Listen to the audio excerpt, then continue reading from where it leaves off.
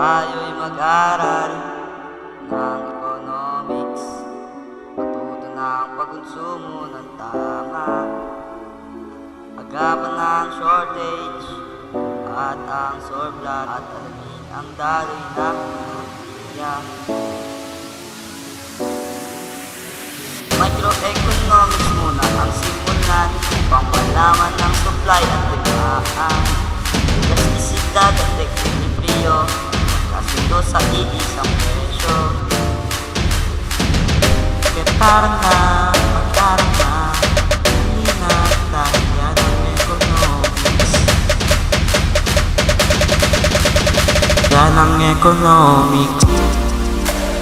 Ito'y pag-aaral sa mga paraan kung paano nagbabahagi ang mga mamamayan sa kanilang inilagang ng yaman.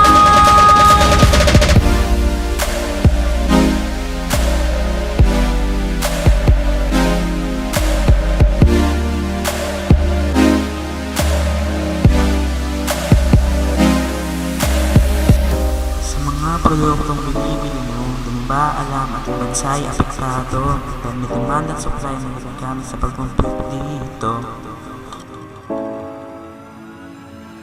Agrikultura, ito'y nagtataguyod sa malaking bahagi ng ekonomiya. Ito'y kaugnay din ng industriya. Ito ay tungkol sa iba't ibang klase ng paglikha at paggawa. Formal na sektor. Tinatawag din underground economy, mga trabahong di nagbabayad ng buwis at minsay na sakali. Bakit nga ba ganito? Mga taong mahirap at ganito ang trabaho. Pero kahit ganyan, meron pa rin naman paglilingkod sa bayan at taging naging dahilan dahil may mga batas tayo nagbibigay proteksyon sa mga tao, walang oras sa trabaho. Kaya magkaroon na,